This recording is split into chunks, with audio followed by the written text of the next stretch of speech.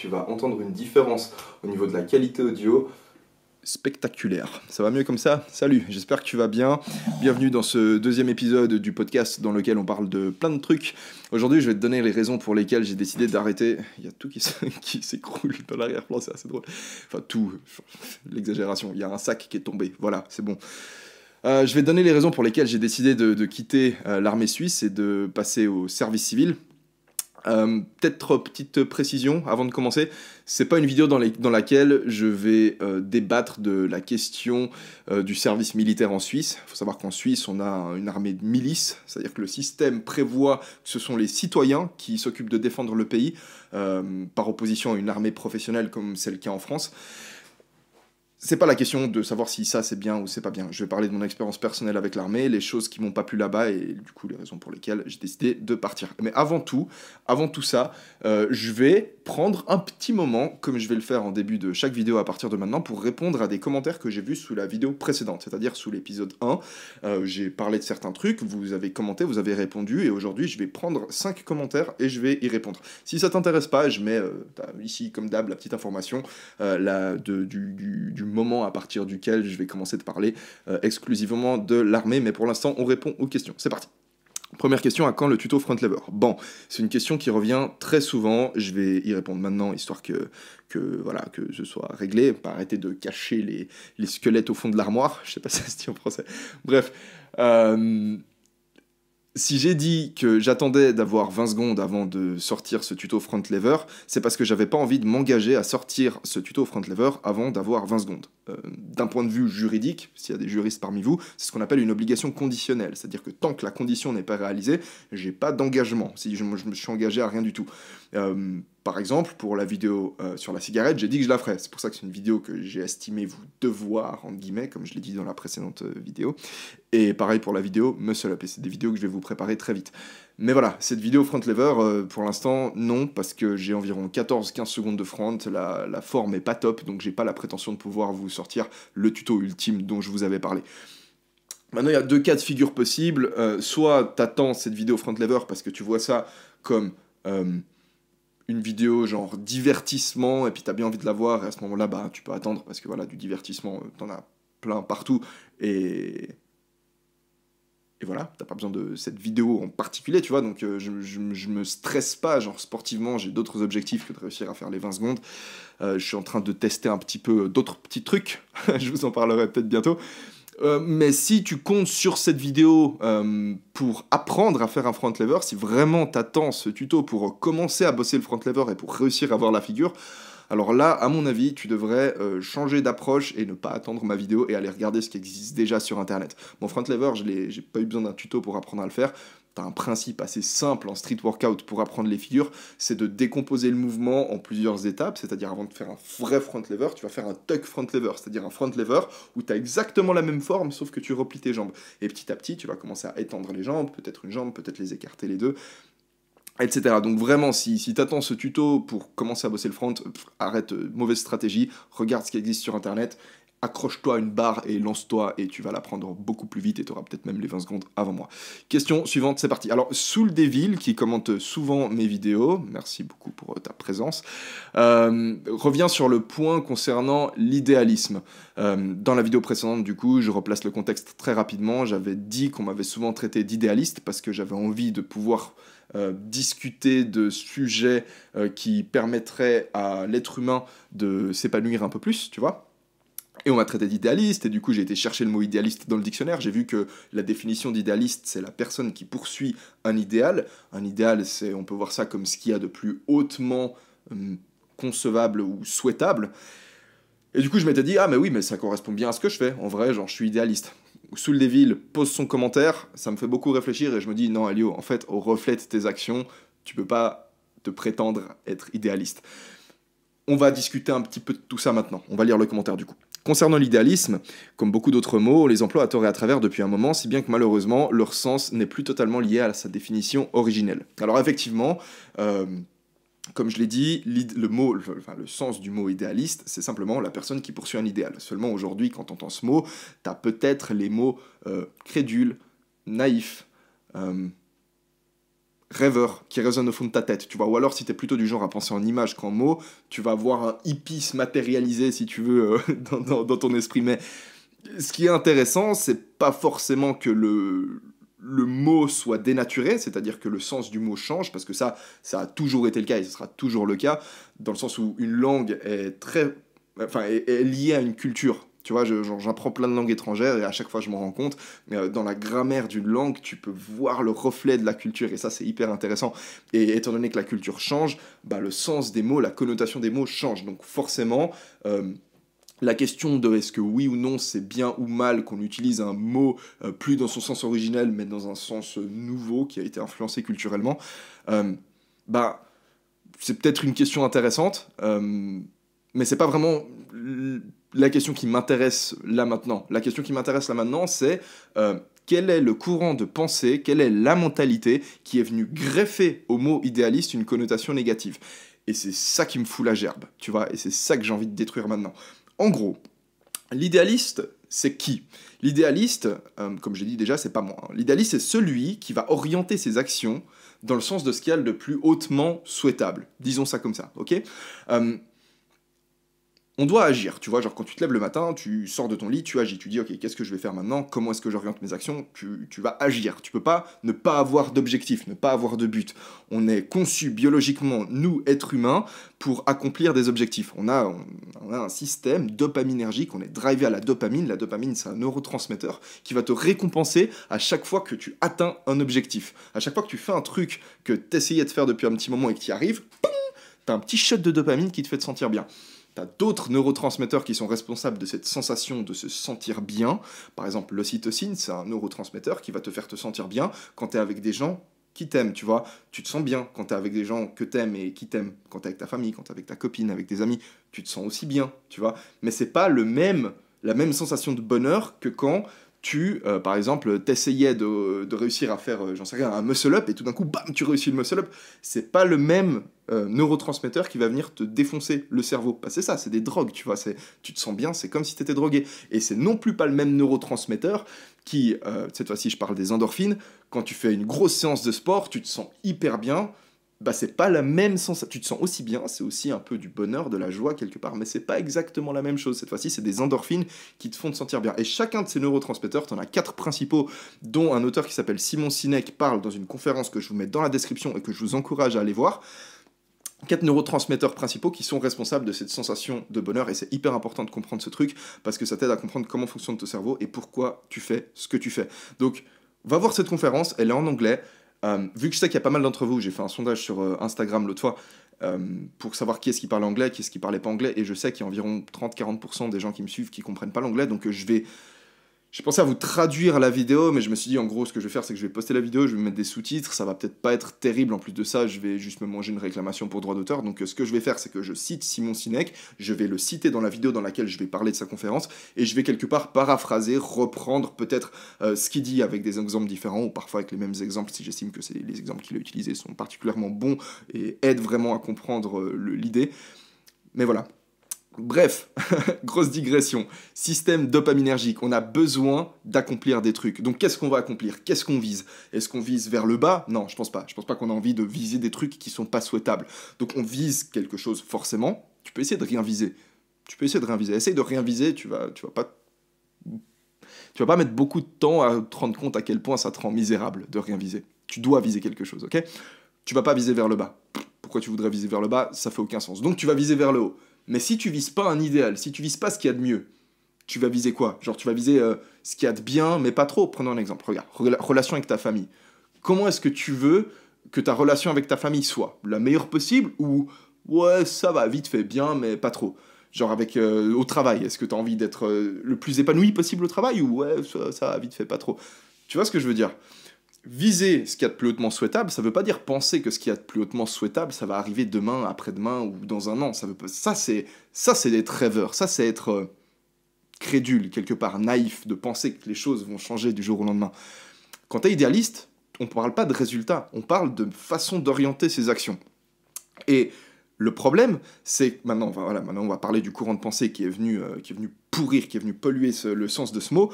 Et comme je l'ai dit, le problème, c'est pas que le sens d'un mot change. Ça, au fond, voilà, c'est des choses qui arrivent, c'est comme ça. Le problème, c'est ce courant que je déteste. Bref, tu vas vite comprendre. Quand tu détermines de ce qu'il y a de plus hautement souhaitable, quand tu dis, ok, moi j'ai envie qu'avec ma famille, ça se passe hyper bien, ça se passe comme ça, ok, ça implique en fait de réaliser qu'est-ce que tu dois faire pour que ça se passe hyper bien. Et ça fait flipper des gens. Parce que à partir du moment où tu as déterminé ce qu'il y avait de plus hautement souhaitable et que tu as réalisé quelles actions tu dois entreprendre pour faire se produire ce qu'il y a de plus hautement souhaitable, ça implique que, voilà, si tu veux rester cohérent, et on aime bien être cohérent en tant qu'être humain, ça nous fait nous sentir bien, ben tu vas devoir accomplir ces actions qui sont généralement, et même quasiment toujours en fait, pas faciles, parce que en gros ça te demande de refuser la gratification immédiate, tu vas devoir faire des sacrifices pour obtenir ce truc, et ça, il n'y a pas tout le monde qui a envie de le faire, tu vois, donc tu as des gens qui vont faire un petit trick mental, qui vont se dire, ouais non, de toute façon, ça sert à rien d'essayer de viser ce qu'il y a de bien, ça sert à rien de fournir des efforts, parce que le monde va mal, l'avenir est sombre, parce que de toute façon, les choses vont jamais changer, et même si elles changeaient, ce serait forcément vers le bas. Tu vois, c'est ce courant, cette espèce de pessimisme ambiant. C'est ce que nous dit d'ailleurs Soul Devil dans la suite de son commentaire, si on continue à lire. Il nous dit, en fait, l'idéalisme maintenant, c'est juste comme ça qu'on te qualifie quand on trouve que tes ambitions ou tes rêves sont trop décalés de toi.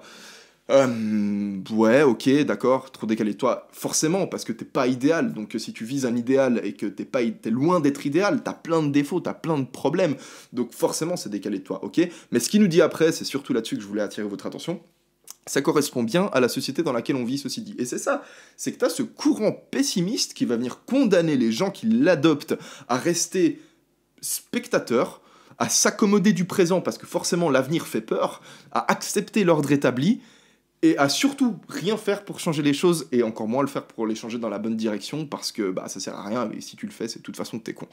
Putain, ça me fout la gerbe. Parce que c'est, quelque part, tu vois, c'est... Moi, j'ai connu des gens comme ça, j'en ai connu beaucoup, parce que au cours de ma vie, j'ai rarement, si tu veux, fréquenté qu'un certain type de personnes.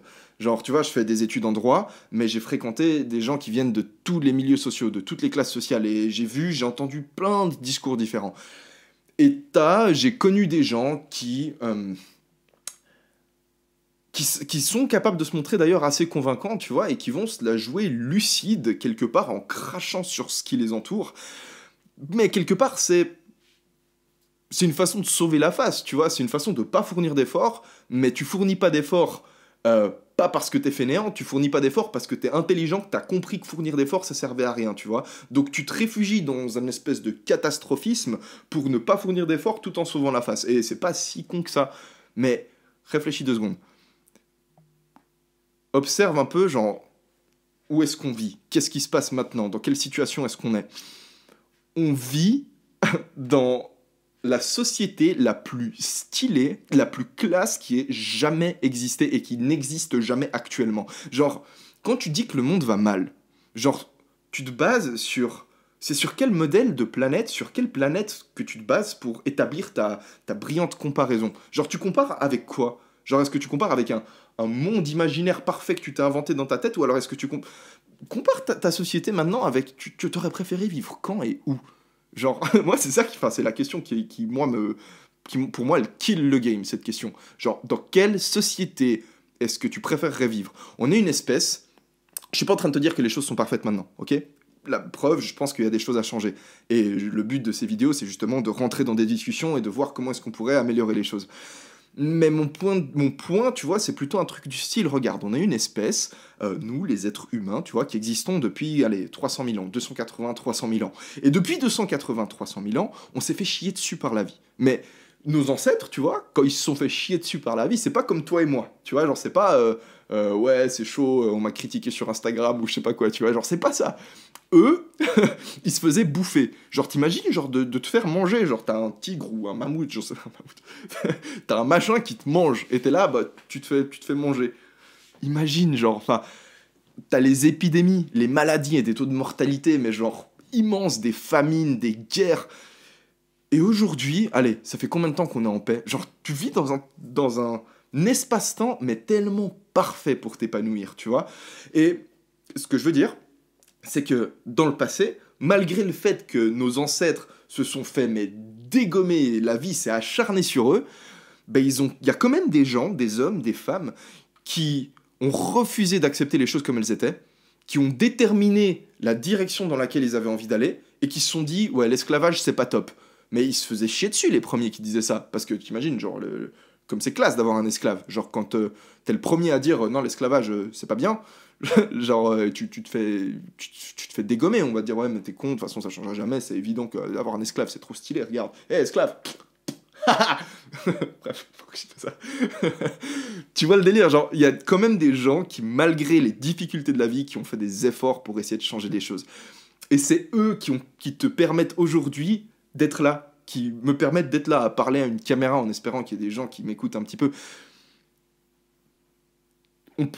Aujourd'hui, tu peux sortir de chez toi, ok, te balader dans la rue, sans te poser la question de savoir si oui ou non tu vas te faire kidnapper ou assassiner par des putains de brigands, te faire réduire en esclavage. Tu te poses pas la question de savoir si t'auras assez de provisions pour passer l'hiver 2019 sans mourir de faim ou de froid, parce que tu peux aller acheter, en plus d'avoir l'eau courante et l'électricité, tu peux aller acheter ta nourriture dans des magasins, s'il te plaît. Sur 300 000 ans, t'as pas besoin de chercher très longtemps pour trouver un espace-temps sans magasin. Genre... Enfin bref, pour moi, genre...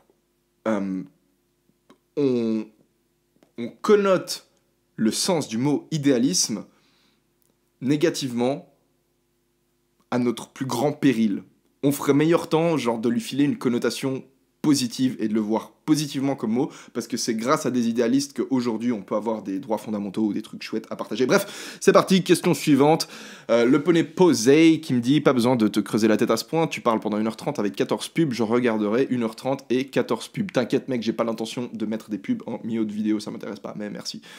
Et là, si je sais un minimum gérer les outils de YouTube, il y a une pub qui s'est insérée et ça aura fait la blague. Mais s'il n'y a pas de pub qui s'est insérée, tu sauras que je sais pas gérer YouTube. Question suivante de Pauline R que j'ai beaucoup aimé. Pauline qui me dit, parce que dans la première vidéo du coup je vous encourageais à remettre en question ce que je disais et à rentrer dans la discussion, pas simplement boire mes paroles comme des moutons. Pauline me dit « Salut, alors je pense que déjà c'est compliqué de se faire sa propre idée puisque l'orateur, toi, n'est pas objectif car tu es le personnage de ton histoire, on est donc forcément influencé par ta version du discours. » Il y a plusieurs éléments dans cette question, je vais les prendre un par un. Première chose déjà, petite remarque préliminaire. Quand je vous demandais de remettre en question ce que je disais, je m'attendais pas à ce que quelqu'un remette en question le fait que je vous encourage à remettre en question. Parce que c'est en gros ce que Pauline fait. Elle dit en gros que, ouais, tu nous dis de remettre en question, mais c'est compliqué de le faire parce que toi-même, t'es pas objectif. Évidemment que je suis pas objectif. Évidemment que je suis, comme tu le dis, le personnage de mon histoire. Je suis le fruit de mon histoire. Genre mes opinions, mes idées, elles sont en fonction, et je l'ai dit d'ailleurs dans la vidéo, elles reflètent quelque part mon histoire, tout simplement. Et la raison pour laquelle j'ai envie que vous commentiez, c'est parce que je sais que vous avez une perspective différente. Et je pense que de connecter plein de cerveaux, c'est ce qui va nous permettre en fait d'atteindre des conclusions peut-être intéressantes. Enfin bref. Est-ce que c'est compliqué de se faire sa propre idée quand t'entends quelqu'un parler avec un point de vue subjectif ? Oui, ça peut être compliqué, surtout si t'as pas été entraîné à utiliser ton esprit critique pendant ton éducation, pendant ton développement, si tes parents t'ont habitué à accepter les choses comme elles étaient et à pas remettre les choses en question, bah c'est sûr que ça va être, tes parents, tes profs, hein, les gens qui t'ont éduqué, c'est sûr que ça va être plus compliqué de se faire sa propre idée par la suite, tu vas être plus facilement tenté à te dire « Ah bah ok, c'est comme ça ». Peut-être tu t'aiguises moins quelque part cet outil, mais ça veut pas dire...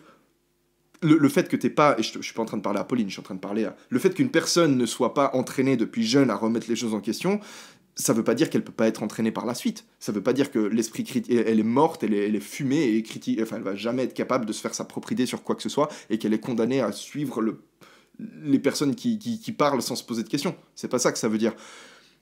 Enfin, c'est pas comme ça que ça se passe, pardon. Ton esprit critique, tu peux l'entraîner, tu peux l'affûter, et moi j'ai envie que vous l'affûtiez, parce que c'est important d'avoir des gens intelligents, c'est important d'avoir une société avec des gens qui remettent les choses en question et qui acceptent pas les choses normales. Pourquoi ? Ben, simplement parce que, regarde, je fais des vidéos, ok ? À travers ces vidéos, j'ai de l'influence. Je peux influencer, je peux convaincre des gens. L'influence, c'est quoi ? C'est une forme de pouvoir. Et quand quelqu'un commence à en avoir beaucoup d'influence, beaucoup de pouvoir, on s'en méfie et on a raison de s'en méfier. Pourquoi est-ce qu'on a raison de s'en méfier ? Regarde, première moitié du XXe siècle, Allemagne, Union soviétique. Qu'est-ce qui s'est passé ? T'as des types qui se sont pointés avec une idéologie pathologique qui se sont dit, ok, bon alors moi je trouve que les juifs ils sont pas super top, ou alors t'as un mec qui a dit, ok, moi je pense qu'il faudrait qu'on soit absolument tous égaux au niveau genre des ressources, donc tout le monde travaille, tout le monde gagne le même salaire, c'est comme ça, c'est ce qui s'est passé en Union soviétique, tu vois. Au final, combien de cadavres est-ce qu'on a dû empiler, et combien de cadavres on aurait surtout pu éviter d'empiler s'il y avait certaines personnes qui avaient su dire non, qui avaient su remettre les idées en question, et se dire, non écoute, là j'ai l'impression que ça peut partir en couille si on continue sur cette piste. On a besoin de personnes pour réfléchir. On a besoin. Parce que tout le monde donne son opinion. Tout le monde va toujours donner son opinion, que ce soit à travers une vidéo YouTube comme je le fais maintenant, que ce soit dans des livres, à la radio, que ce soit à la télévision, enfin, à travers un média quelconque, ou alors que ce soit dans la rue, quand tu parles avec des amis, tu partages souvent ton opinion, ton avis. Est-ce que ça filme toujours? Ouais, ça filme. Et vu que tout le monde partage son opinion, on n'est jamais à l'abri qu'il y ait un psychopathe, et même pas forcément un psychopathe, juste qu'il y ait une personne qui débarque avec une idée pathologique et qui la propage son idée parce que la personne s'exprime bien et parce qu'il s'adresse peut-être à certaines personnes qui par fainéantise, parce qu'ils n'ont pas envie d'utiliser leur cerveau et d'essayer de réfléchir un peu plus à cette idée, ou simplement parce que c'est pas forcément de leur faute, tu vois, peut-être comme je te l'ai dit au début, ils n'ont pas été éduqués à le faire, qui vont juste accepter ces idées, embrasser cette idéologie, et voilà, tu te retrouves comme Deuxième Guerre mondiale avec une Allemagne nazie. Et ça, c'est pas bien, tu vois. Et tu peux pas empêcher les gens de parler, tu peux pas empêcher les gens de partager leur opinion sans porter atteinte à la liberté d'expression. Du coup, tu dois laisser les gens parler, mais t'as le risque que t'aies des gens qui viennent partager des mauvaises idées. Comment est-ce que tu diminues le risque que ça tourne extrêmement mal? Bah, t'apprends aux gens à réfléchir. Et c'est ce que j'ai envie de faire. C'est pour ça que je vous demande de remettre les choses en question. Donc non, c'est pas forcément facile. Comme tu le dis, non, je ne suis pas objectif, effectivement, mais on est là pour questionner un peu tout ça. Merci Pauline, j'ai adoré ta question. Dernière question qui nous permet du coup d'arriver sur le sujet principal de la vidéo. Sagesse pratique qui me dit pourquoi tu as décidé de passer au service civil, par simple convenance ou il y a d'autres raisons. Et du coup, on arrive sur la vraie partie de la vidéo, enfin le sujet principal de la vidéo. 4 raisons qui m'ont fait passer du service militaire au service civil. Première raison, c'est le sport. Alors bon, moi avant de commencer l'armée, sportivement, j'étais une bille. Genre je fumais un paquet de cigarettes par jour, je fumais des pets, j'ai jamais fumé des pets, enfin... Bon, je fumais pas mal de pets en vrai, tu vois, genre j'en fumais beaucoup. Je vais pas te dire que j'en ai jamais fumé pendant la journée parce que j'ai eu des périodes où je fumais genre toute la journée, mais généralement je fumais que le soir.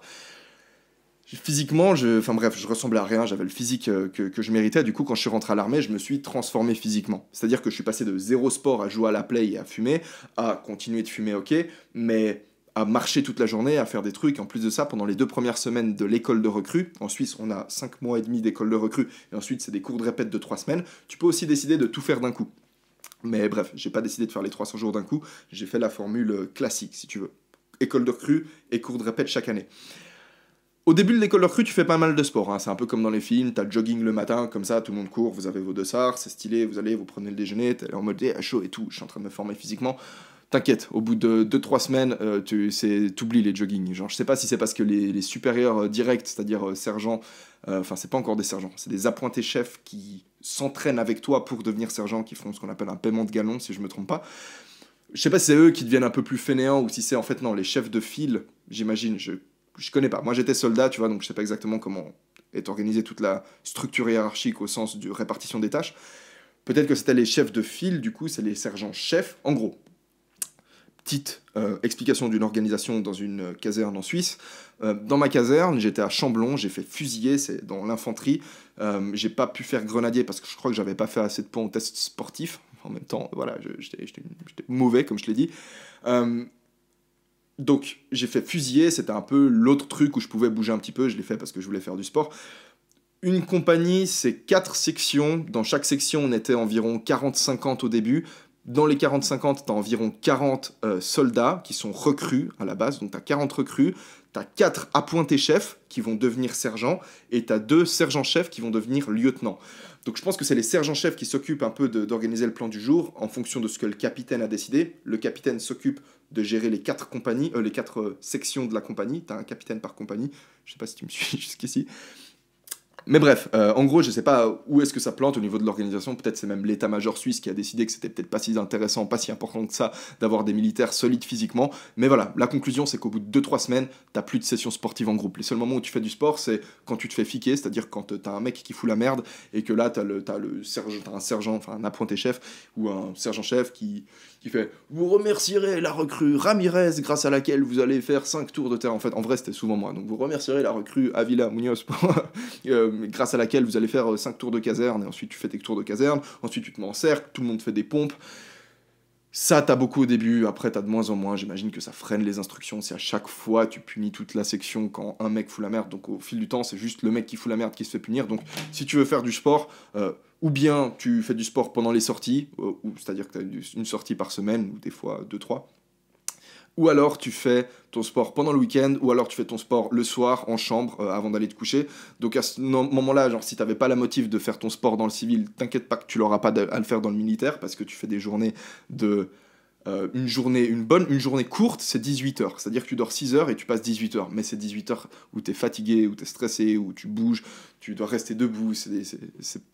À la fin de la journée, t'es fatigué, t'as envie de dormir. Bref. Ou alors, deuxième option, plutôt que de faire le sport de ton côté, c'est que tu fous la merde et qu'à ce moment-là, tu te fais fiquer. Par contre, foutre la merde à l'armée, c'est un truc que j'ai pas mal fait. J'ai eu de la chance de toujours avoir réussi à pas dépasser une certaine limite, parce que, en fait, à partir du moment où tu es militaire, tu as un code pénal militaire.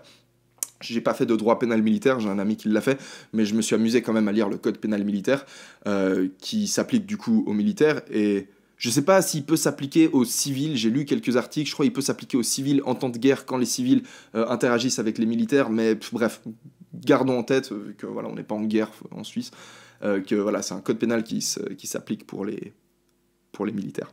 Par contre, enfin, pardon. Par opposition au code pénal fédéral, qui c'est le truc où t'as assassinat, ou le truc où t'as vol, soustraction d'une chose mobilière et tous ces petits trucs comme ça. Ça, c'est un code pénal militaire. Bref, je suis en train de me répéter, je sens que je t'ennuie.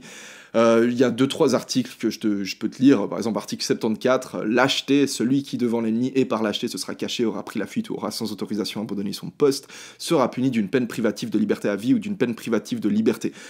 À vie, hein. Genre si t'es lâche, déjà la lâcheté, il faudrait peut-être comprendre ce que c'est. La lâcheté, c'est un manque de courage. Donc si tu fais preuve de manque de courage et que tu te caches, tu peux être puni d'une peine privative de liberté à vie. Moi, genre, je me pose la question, je me dis, mais qu'est-ce qui fait qu'une personne manque de courage? Peut-être ce serait intéressant. Est-ce que tu peux être fautif de manque de courage? Parce que c'est ce que sous-entend cet article-là. Parce que si t'es pas fautif, on va pas te punir. Donc t'es fautif de manque de courage, mais d'où vient le courage? Comment est-ce que tu fabriques le courage? Est-ce qu'on t'entraîne à être courageux et que du coup on peut se permettre de dire écoute mec, on t'a formé au courage et là t'as fait preuve de manque de courage, donc non, je sais pas, ça me paraît bizarre, mais en même temps c'est un article qui s'applique en temps de guerre et du coup j'ai pas connu de guerre, donc ça se trouve en temps de guerre on te donne des formations courage, mais je ne pense pas que ça ait été le cas en Suisse. Et voilà, peine privative de liberté à vie, donc la sanction genre sévère. Tu vois, genre t'es lâche, on te fout en prison à vie. C'est hyper violent, genre c'est méga violent. Enfin c'est... Et surtout, si t'y penses 2 secondes, en Suisse, tu vois, on n'a pas la peine de mort, ok? La peine de mort, elle a été abolie en Suisse, je sais plus quand exactement, mais je sais que la peine de mort dans le code pénal militaire a été abolie en Suisse en 1992. C'est-à-dire qu'avant 1992, à chaque fois que tu as une disposition dans le code pénal militaire qui te parle de peine privative de liberté à vie, avant 1992, c'était peine de mort. Ça veut dire que si tu étais lâche avant 1992, tu n'allais pas en prison à vie, mais on te flinguait, on te fusillait. Et entre 1992 et 2002, tu n'avais plus la peine de mort dans le code pénal militaire. Par contre, en temps de guerre, la peine de mort s'appliquait. En 2002, tu as la Suisse qui ratifie, sauf erreur, je crois que c'est le protocole 12 ou 13, il me semble que c'est le 13 de la Convention européenne des droits de l'homme. Et à travers ce protocole, en fait, c'est un protocole pour l'élimination de la peine de mort en toutes circonstances. Donc c'est seulement à partir de 2002 que la peine de mort, elle dégage en Suisse aussi en temps de guerre. Mais en 2000, par exemple, si la Suisse était en engagement et que tu faisais preuve de lâcheté, bah tu te faisais exécuter. Genre, what the fuck. Bref, article suivant, mutilation. Alors bon, je vais pas vous lire la mutilation, mais je peux vous dire que j'ai fait une tentative de mutilation pendant mon école de recrue, et si ça vous intéresse, balancez-moi des likes, comme ça vous me soutenez, vous montrez que ça vous intéresse, et moi je vous fais une vidéo où je vous parle exclusivement de ma tentative de mutilation. Et d'ailleurs j'ai plein d'histoires, enfin j'en ai 3-4 comme ça maintenant, et réfléchir, d'histoires marrantes qui se sont passées pendant mon service militaire, et je pense que je pourrais vous les raconter, que ça vous plaira beaucoup. Donc si ça vous chauffe, balancez-moi des likes pour me montrer que vous êtes là, quoi. Dernier article, l'usurpation de pouvoir. Voilà, celui qui n'ayant pas le pouvoir de donner des ordres ou de punir se sera arrogé d'un tel pouvoir, c'est-à-dire ce sera octroyé un tel pouvoir, sera puni d'une peine privative de liberté de 3 ans ou plus ou d'une peine pécuniaire. Par exemple, tu vois, moi j'étais en école de recrue, j'ai un pote qui s'appelle Julien, aka El Chino. Je sais pas si tu regardes cette vidéo, mec, mais c'est un pote qui était au gymnase avec moi. Le gymnase, c'est le lycée pour vous en France, enfin c'est le truc où tu obtiens ton bac. Et il m'a envoyé par la poste, par poste militaire, il m'a envoyé ses grades de sergent. Alors que moi j'étais recrue et que les mecs qui me commandaient c'était des appointés chefs, c'est juste en dessous de sergent, donc eux ils étaient même pas encore sergents, et en dessous c'était bon, des sergents-chefs qui eux étaient au-dessus d'un sergent. C'est-à-dire que si j'avais pris les grades que je les avais, je suis à chaque fois en train de regarder dans le retour parce que j'aimerais être sûr que ça continue à filmer. Si j'avais pris les grades de sergent, que je me les étais mis ici comme ça, et que j'étais allé donner des ordres à la con dans la compagnie voisine, c'est-à-dire aller vers des recrues qui me connaissaient pas, qui auraient vu le grade de sergent, j'aurais pu aller leur faire des pompes, pour leur faire des saluts à des arbres ou des trucs, des trucs comme ça. Bah, genre, j'aurais plongé pour usurpation de pouvoir. Genre, t'arrives en tôle comme ça, et la tôle militaire, putain, genre, c'est pas cool, quoi. Genre, t'as 1 heure de sortie par tranche de 24 heures, t'es dans une petite cellule. J'ai des potes qui sont allés en prison, ils ont fait les cons, genre, il y avait 4-5 cellules à Chamblon, ils ont occupé toutes les cellules. Enfin, il y avait un mec dans chaque cellule, et ils avaient une petite fenêtre, et en gros, ils ouvraient la petite fenêtre, et du coup, ils pouvaient communiquer entre eux, et ils faisaient ce qu'on appelle ce qu'ils ont appelé des sessions monkey, c'est-à-dire qu'ils poussaient des cris de singes, ils hurlaient comme des singes, genre à travers les trucs comme ça. Donc, nous, quand on était en caserne, des fois, on était en train de marcher en rang, et on entendait des hurlements de singes qui venaient de la prison. Et ouais, ils se sont assez fait dégommer à cause de ces sessions monkey. Il faut faire gaffe aussi, parce que genre... t'as le droit de demander la Bible, le Coran, ou j'imagine d'autres livres religieux quand t'es en prison pour la lecture. Je me souviens que j'ai un pote, il avait demandé le Coran, ils lui ont donné un Coran en allemand, alors qu'il était francophone, mais il a demandé le Coran un peu pour se foutre de leur gueule parce qu'il était pas musulman et il s'y intéressait pas, tu vois, mais du coup ils ont bien cramé, ils lui ont donné un Coran en allemand. 1 heure de sortie par tranche de 24 heures, genre, je sais pas s'ils ont le droit de le faire, mais c'est ce qu'ils se disaient, qu'ils peuvent te mettre 1 heure de sortie un jour entre 23 heures et minuit, et le lendemain entre minuit et 1 heure, du coup on te réveille au milieu de la nuit, on te sort 2 heures dans le froid, et ensuite tu restes tout le reste de ta journée dedans. Enfin bref, évite la prison militaire, c'est pas chouette. Point suivant, donc là je te parlais du sport, le deuxième point à l'armée, et je pense que c'est le point qui m'a le plus dérangé dans le système militaire suisse, c'est la façon dont l'alcool et le tabac sont mis en avant. J'en parlerai dans ma vidéo sur la cigarette, hein, mais en gros, la dépendance à la cigarette, elle est nourrie par 2 facteurs, par une dépendance physique, c'est-à-dire la dépendance à la nicotine, tu as une petite sensation de manque un peu désagréable quand t'as besoin d'une cigarette, tu la fumes, le manque s'estompe, mais il revient assez rapidement. Et t'as la dépendance psychologique. Et la dépendance psychologique, en gros, c'est le matraquage qui a été opéré pendant longtemps par toute l'industrie du tabac, à travers les médias, à travers le cinéma, des photos, des publicités, j'en affiche quelques-unes ici. C'est en gros essayer de foutre dans le subconscient des gens une représentation de la cigarette qui leur donne envie d'en fumer. Je sais pas si c'est clair, je te donne un exemple.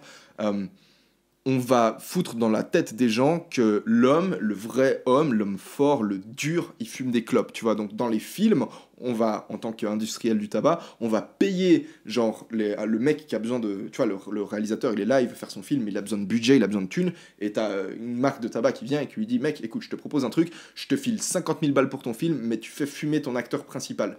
Et l'industrie du tabac, ils ont beaucoup de thunes, tu vois. Du coup, ils payent bien, le mec, il fait OK, et du coup, il fait fumer le personnage principal. Et ça marque le subconscient des gens. Par exemple, maintenant, si je te parle de l'image du militaire ultra badass qui fume sa cigarette comme ça, ouais, et qui la dégage comme ça en mode bien badass et qui sort son fusil d'assaut et bam, bam, bam, bam, qui fume ou alors qui tire même encore avec sa clope dans la bouche, peut-être... Attends, j'ai 2 secondes, j'ai ma boîte mail qui s'ouvre. Peut-être que tu vois pas forcément, genre...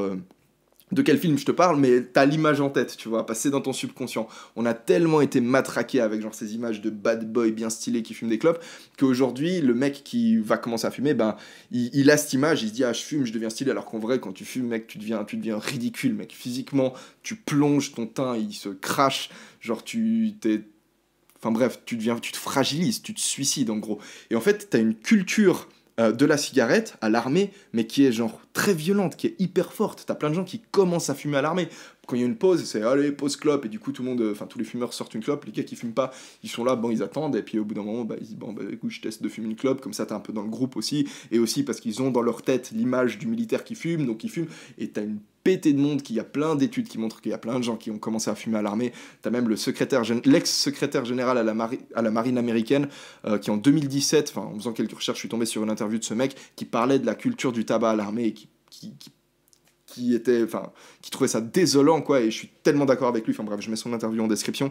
Enfin, c'est très court comme interview, c'est un truc de 4 minutes.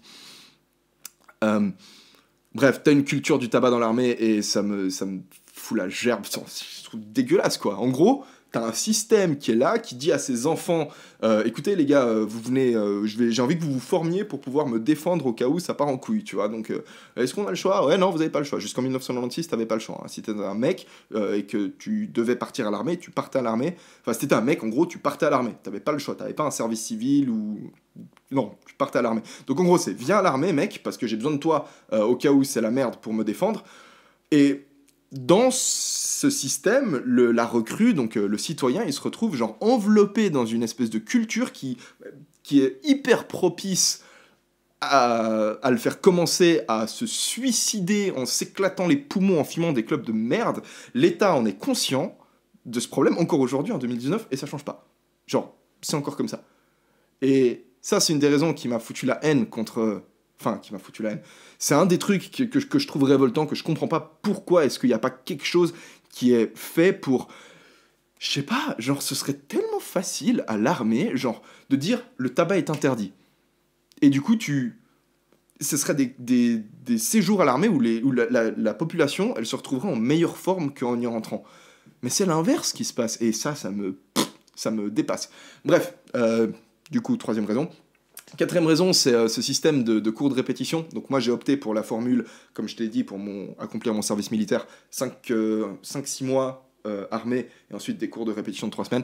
Les cours de répétition, mec, c'est une blague. Demande à n'importe quel militaire suisse qui a fait, qui n'est pas dans une... Je sais pas comment on appelle ça. Genre, t'as certaines armes qui sont des armes en Suisse, enfin une arme, certains types de...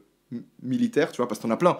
T'as pas que les mecs dans l'infanterie, ça c'est l'image que tu te fais quand tu fais pas d'armée, mais une armée c'est composé genre des mecs qui sont en défense sol-air, qui par exemple utilisent des Stingers, t'as des mecs qui sont dans les camions, qui conduisent des camions, des mecs qui conduisent un type de char, des mecs qui conduisent un autre type de char, des mecs qui conduisent des GMTF, GMTR, je sais plus comment ça s'appelle, bref, des espèces de gros camions, t'as les piranhas, t'as les conducteurs de tanks, t'as les mecs qui sont dans le ravitaillement, dans la logistique, sur les ordinateurs, dans la communication, t'as les explorateurs, t'as plein de trucs, tu vois. Donc l'image du mec qui rentre dans les maisons, qui balance les grenades, le fusilier, ok, c'est ce que j'ai fait, mais c'est genre juste une partie de l'armée, tu vois. Et ce que je sais, c'est que le cours de répétition pour fusiller, mais une blague.